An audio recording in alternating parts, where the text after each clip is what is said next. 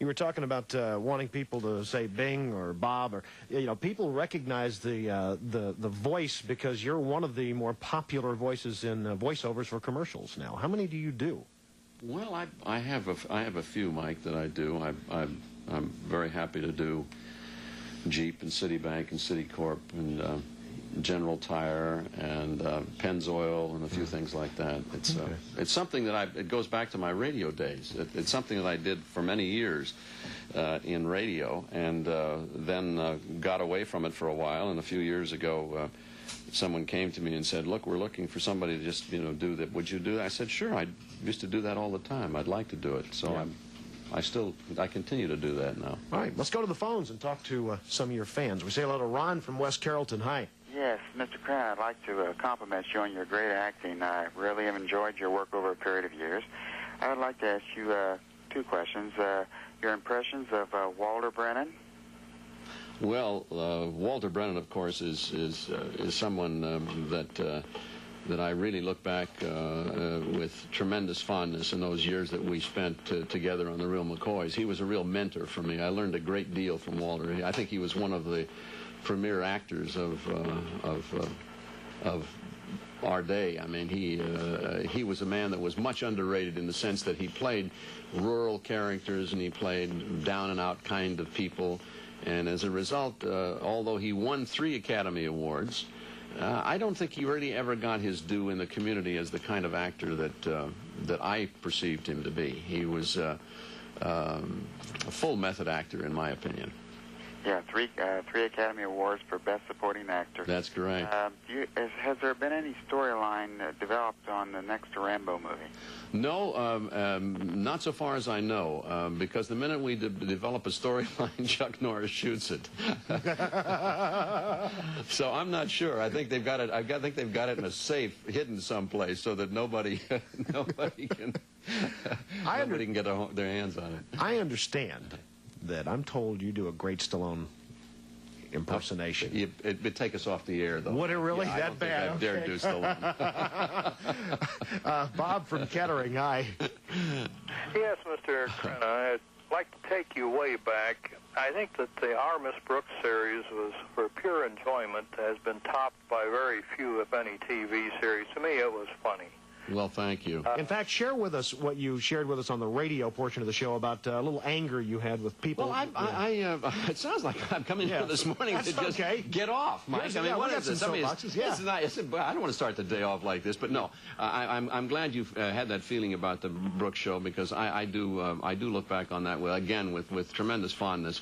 And I was, to be perfectly blunt, I was incensed when People magazine did a 50th anniversary of television and mentioned neither the Real McCoys nor R. Miss Brooks, because I think those two people, Walter Brennan and Eve Arden, contributed as much as any performer in the history of television to the enjoyment of millions of people all over this country. And I've always felt that neither of those shows have gotten their due. Okay. All right, Bob?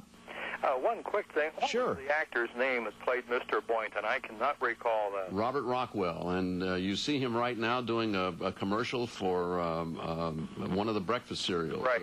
He's still attractive. I still call him a young man. Right. Okay. Thank you very much. Thank you very much for calling. Bye-bye. We say hello to Holly from Oxford. Hi. Hi. I just wanted to thank Mr. Crenna and comment on a made-for-television movie that he did about male rape.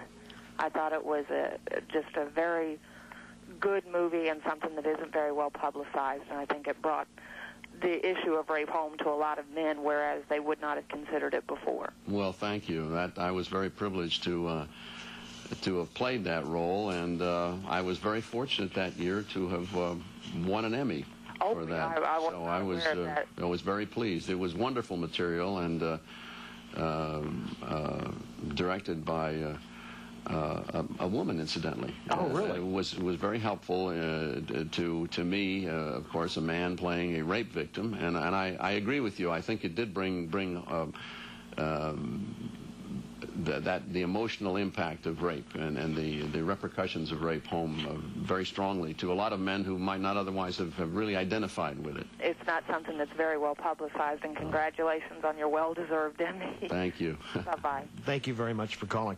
We talked during the radio portion about your political aspirations, and you're kind of a quiet political person, if you will. Very. You don't use your acting as a soapbox for political issues, but do you look for, or do you enjoy doing pictures with, I mean even the Rambo movies have a theme. Yeah, they do have a theme. You know, it's strangely enough, despite all of the violence and its connection with violence, it has a theme of righteousness and patriotism and so on. You know, and just to kind of cap that off for a moment, I'd like to, you know, say that the Rambo films are not political essays. You know, they are not. It's not the killing fields. It's fantasy. It's pure audience participation fantasy, and that's the way it should be viewed. How do vets feel about it? How do Vietnam vets feel? Well, I think the vets like it. You know, I think the first one, particularly First Blood, I think brought the plight of the returning Vietnam vet home very graphically to millions of people that had, in my opinion, pretty much ignored what those young men had done in Vietnam. And I think we did a great service to the veterans with the first one particularly. All right. We're gonna, and we mentioned during the radio portion what happens to be one of my favorite TV shows, and you thought was a quality show as well, All's Fair. Yeah, I liked All's Fair. Lasted, what, 2 years? Oh, All's Fair lasted 1 year. Just 1 year? Only 1 year, yeah. And Bernadette Peters, of course, was on. And a young man that's done pretty well since then, Michael Keaton, has not done too badly. No. But we had a wonderful cast on that show, and I thought it was a very good show. It was a little bit ahead of its time. It was an older man involved with a younger woman, a romance out of wedlock, and I think that it was pretty courageous for its time. Norman Lear's show, and something that didn't sit too well with female viewers. I think now they would have a different attitude about it. But in those days, it was not a show that was a popular subject. What do you still want to do? I'd like to just